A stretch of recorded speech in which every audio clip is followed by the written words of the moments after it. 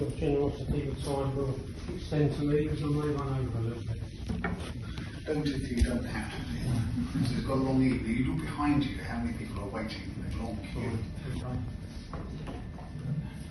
Am I on here? Good evening. I'm here tonight representing the Essex Residents Association, a newly formed group of volunteers who have come together to highlight the many issues facing us in today's troubled world.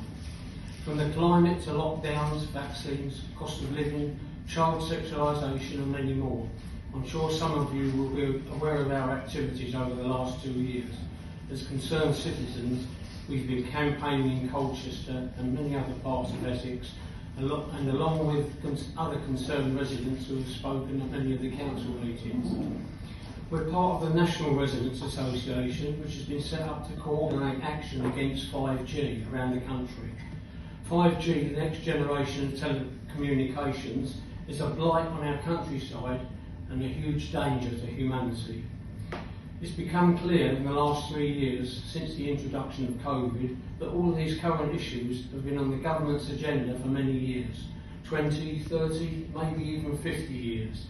And now with the introduction of 5G, more people are beginning to join up the dots. The lockdowns of 2020 were used as a great cover to speed up the creation of the infrastructure necessary to cover the country and ultimately install the Internet of Things. This is now, I'm sure, continuing in plain sight with the extraordinary amount of roadworks we're seeing everywhere. In the speech given by Boris Johnson in September 2019 to the UN General Assembly, he said, "You can keep your secrets from your friends, from your parents, your children, your doctor, even your personal trainer, but you can never hide from Google."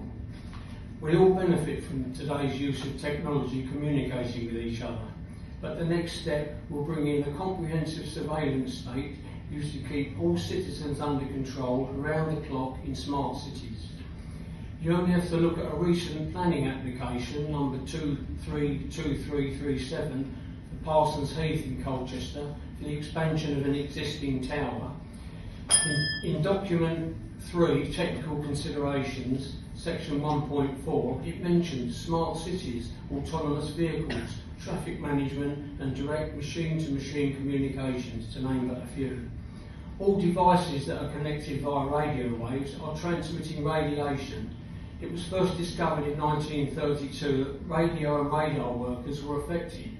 We are now bathed 24/7 in electro-smog. Electro-smog is the totality of all electrical and electronic devices, electric wires, power lines, wireless devices and antennas.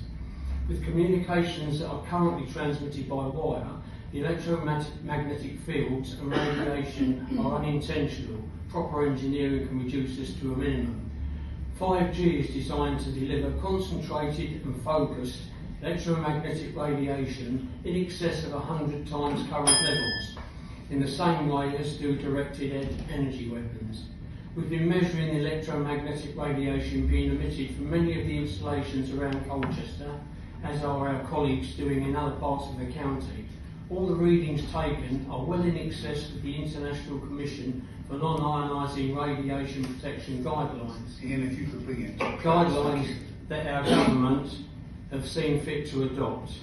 We're currently compiling several petitions to submit to the council to have them shut down. Just last week, our colleagues in Brentwood collected over 500 signatures on a petition to stop the installation of more 5G equipment to a tower in Kelvedon Hatch. Well, almost done. All right. So I'm sure you can see the extent of the concern that this is causing. We're very much aware of the government instructions to local and city councils that on planning applications, no objections on health grounds should be considered. It's on record in 2019 that Matt Hancock, then Minister for Health, wrote to local authorities about 5G, saying there is no evidence for increased concern and that we, the government, will bust the myth over 5G and provide evidence-based reassurance of its safety. Right, Ian, if we could stop now, I'm happy to take your notes now. Safe and effective springs to mind. I've just got one last little bit. Right. The council has a duty of care to the people it represents. Constitutional law states that we do no harm. this must override Telecoms Legislation Act. Right, thank you. It's up to you It as has a to stop. council to represent the people, to stand by this and take note of the concerns of the public. We are, about Ian. 5G.